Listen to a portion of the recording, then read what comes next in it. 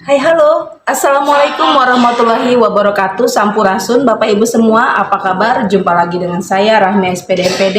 Pada video kali ini saya akan menceritakan tentang best practice saya di kelas, yaitu tentang pembelajaran berdiferensiasi. Selamat menyaksikan ya. Berdasarkan asesmen awal, terlihat bahwa kondisi kognitif dan non-kognitif siswa-siswa saya itu bervariasi. Hal ini membuat saya berpikir untuk menggunakan pembelajaran berdiferensiasi agar semua siswa saya dapat terfasilitasi dengan baik. Setelah saya mencermati capaian pembelajaran bahasa Indonesia fase E, maka saya pun merumuskan tujuan pembelajaran saya, yaitu siswa dapat mengolah informasi dan menyajikan gagasan dalam bentuk dialog negosiasi. Kak, aku boleh nggak nyusun dari boleh. Ini cuma hal nggak? Di sini kalau aku sendiri, pelit banget sesekali apa? Terus aku loh gitu apa? Ada apa sih ini ribut-ribut? Ini mah, aku nggak mau pinjam aku. Kak, jadi saudara nggak boleh duit, harus berbagi dong. Aku tahu nanti kalau kakak mau duit aku bolehin deh. Janji ya? Iya janji, bener ya? Iya. Oke.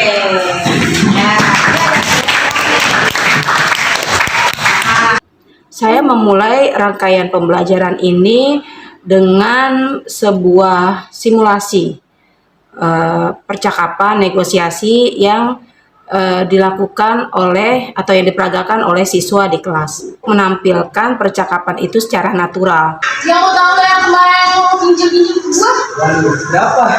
Saking banyaknya gak lupa.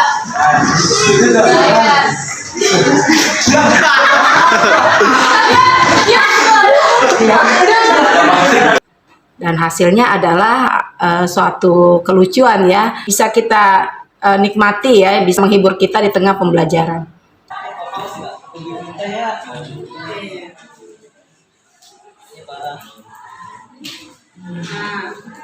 Pertanyaan pemantik kepada siswa untuk membedah apa saja sih strategi mereka ketika mereka menyampaikan kebutuhan tersebut. Ada sebagian bisa mereka bahasakan atau rumuskan, namun ada juga yang perlu kita bantu untuk merumuskannya.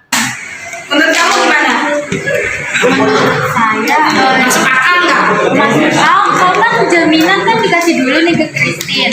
Nanti kalau misalnya Abio ada uang, dikasih uangnya baru motornya diambil. Tapi yang nggak masuk akal tuh Abio suruh jual.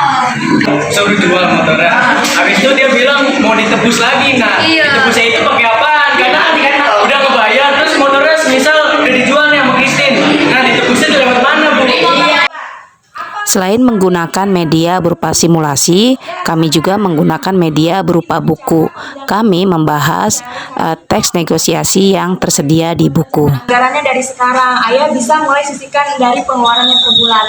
Jadi karena uang ayahnya juga habis setelah memberikan HP untuk Wati, jadi dia memberikan solusi bahwa ditabung aja dulu ya, nggak perlu hari ini. Dia buat memberi kontribusi. Jadi Rudy menyarankan kepada ayahnya bisa memakai uang tabungannya agar bisa meringankan harga laptop, agar bisa menambahkan modal buat membeli laptop. Yang ketiga, memberikan janji. Di sini Rudy mengatakan janji ya Rudy akan belajar dengan bersungguh-sungguh. Ya. Kelima, ada mengkonfirmasi data. Ya. Di sini Rudy tuh nanya dulu kayaknya dia tuh udah beliin ponsel baru untuk Wati atau belum. Ya, oh gitu. Jadi yang masuk akal. Betul. Alasannya karena dia kuliah desain 3D dan juga aplikasinya itu berat sehingga laptopnya itu terasa lambat. Jadi ia memberikan alasan karena laptopnya tidak mampu untuk bahan kuliahnya, juga laptopnya sudah berumur, dia sudah memilikinya dari kelas 10.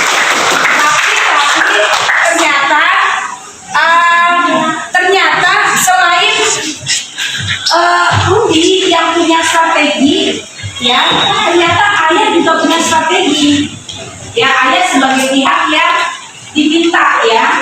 Nah, coba kalian cermati lagi, kira-kira strategi ayah dalam melakukan negosiasi itu apa ya sebenarnya? Ayahnya Rudy ini Ayahnya Rudi ini tidak langsung mengiyakan permintaan Rudi, tetapi ingin mengetahui alasan Rudi terlebih dahulu kenapa ia ingin diberikan laptop baru. Ayah juga memberikan alasan kepada Rudi untuk tidak langsung memberikan laptopnya karena Ayah kemarin tuh habis membelikan adiknya ponsel 3, 4, tuh 2, 3, 4, tuh 2, 3, 4 orangnya. Tuh 2, tuh 2, tuh 2, tuh 2, 1, 1, 1, 1. Iya Bapak Ibu Guru, selain kami tadi belajar dengan simulasi percakapan negosiasi, kami juga belajar menulis percakapan negosiasi dalam bentuk surat niaga.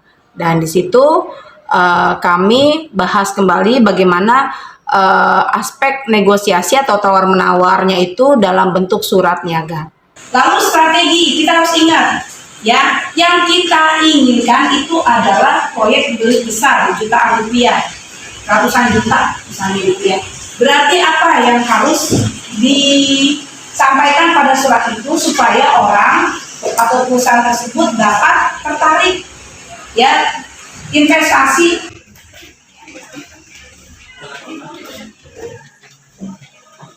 Teman silakan yang sudah mendapat surat silakan baca ya, lalu membuat balasan. Bapak Ibu Guru hebat, pada pembelajaran berdiferensiasi itu saya berefleksi bahwa proses pembelajaran siswa di kelas terjadi begitu sangat menyenangkan siswa, dan saya juga senang karena keaktifan siswa itu meningkat. Selain itu pada tes kognitif mereka juga mengalami peningkatan. Artinya mereka dapat menjawab pertanyaan-pertanyaan yang terkait dengan persoalan atau percakapan strategi negosiasi ini.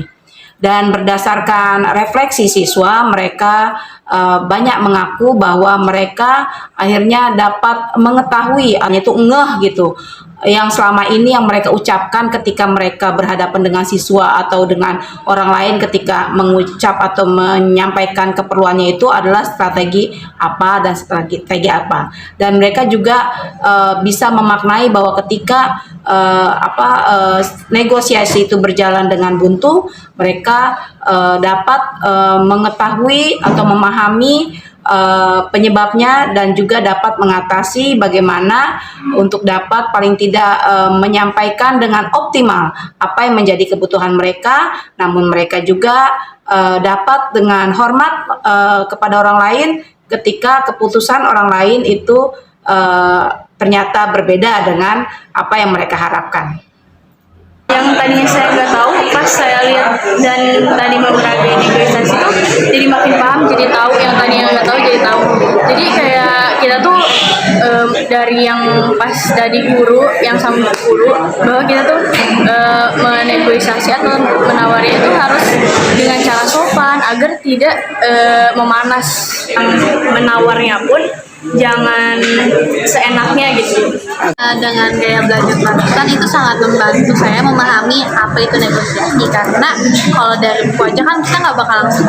Nah, tapi dengan melalui praktek langsung saya jadi lebih tahu tuh bagaimana strategi-strategi yang dapat digunakan dalam negosiasi.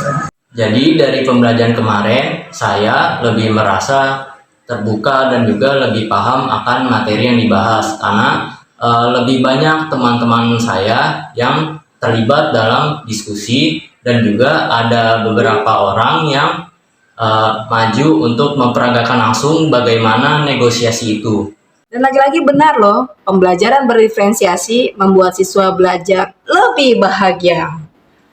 Bapak Ibu Guru hebat, demikian tadi video praktik belajar saya di kelas. Sampai jumpa lagi di kegiatan atau video-video selanjutnya. Saya Rahmi SPD MPD, salam merdeka belajar. Assalamualaikum warahmatullahi wabarakatuh.